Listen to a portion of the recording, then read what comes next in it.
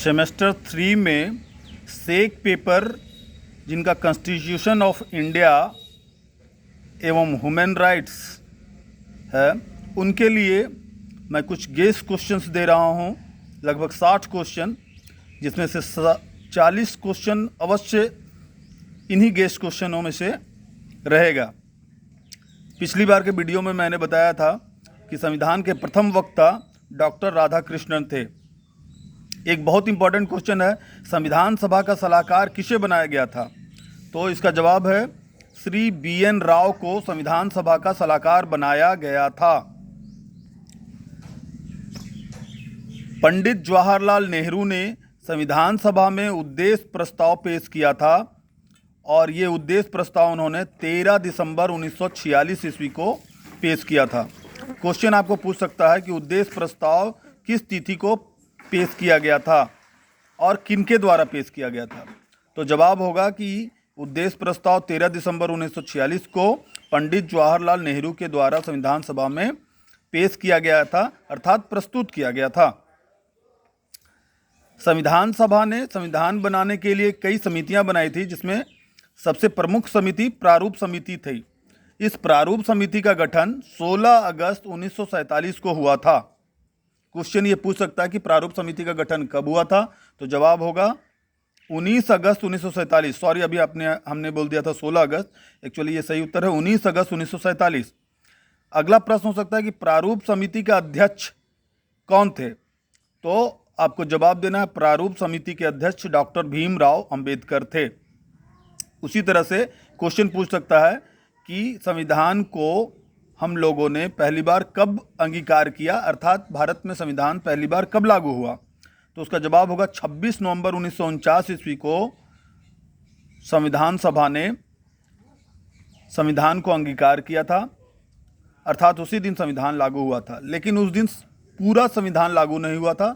संविधान का कुछ हिस्सा 26 नवंबर 1949 ईस्वी को लागू हुआ था और संविधान जिस दिन लागू हुआ था उस दिन संविधान पर हस्ताक्षर करने वाले संविधान सभा के सभापति, उपसभापति और सदस्यों सहित 284 सदस्यों ने हस्ताक्षर किए थे, जिनमें 8 महिलाएं थी। अब प्रश्न ये हो सकता है कि संविधान सभा में महिलाओं की संख्या कितनी थी?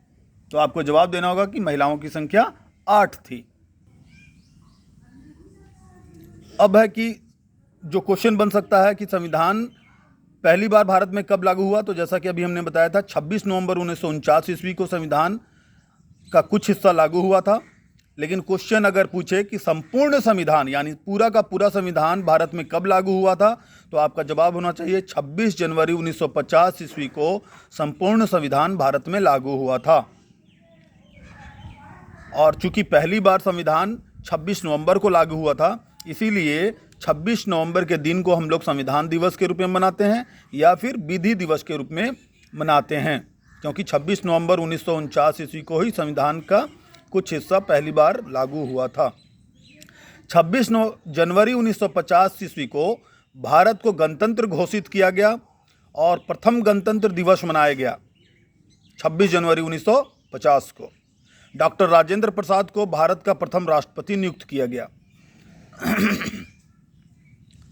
अब है कि 26 जनवरी 1950 को हम लोग जान गए कि गणतंत्र मनाया। गणतंत्र है क्या? तो गणतंत्र कहते हैं जिस भी देश या राष्ट्र का राष्ट्राध्यक्ष निर्वाचित होता है, अर्थात चुना जाता है, उसे हम गणतंत्र कहते हैं। अर्थात जो राष्ट्राध्यक्ष होगा वो आनुवांशिक नहीं होगा, पीढ़ी दर पीढ़ी आने वाले लोग नहीं होंगे, चुने हुए लोग होंगे।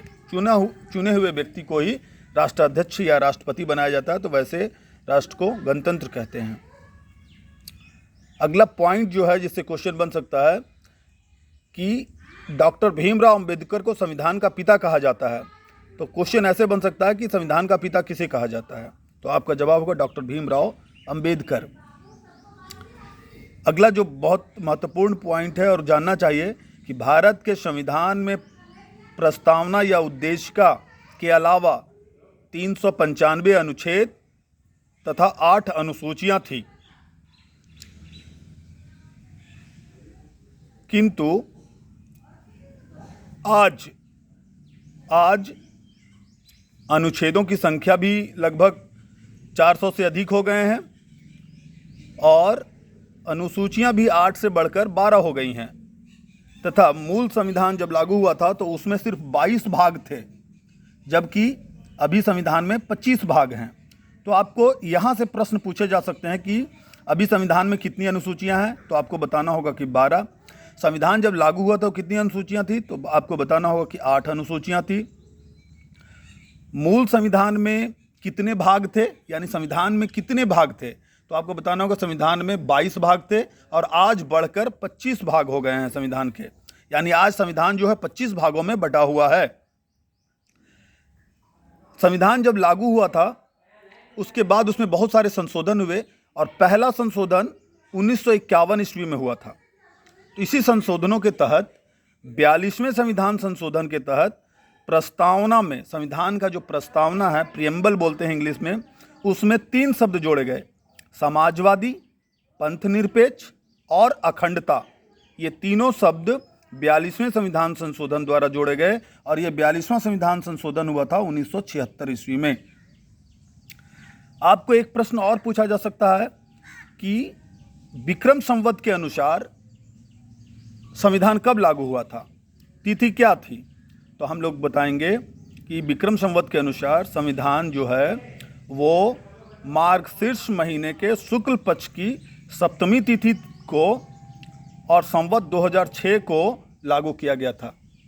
अर्थात 26 नवंबर 1949 का दिन, जिस दिन संविधान लागू हुआ था, उस दिन विक्रम संवत के कौन सी तिथि थी, विक्रम संवत की तिथि थी शुक्ल पक्ष की 7वीं और संवत था 2006। अगला प्रश्न हो सकता है, जैसा कि हम लोग जानते हैं कि वर्तमान समय में भारत में 28 राज्य और 8 केंद्र शासित प्रदेश हैं।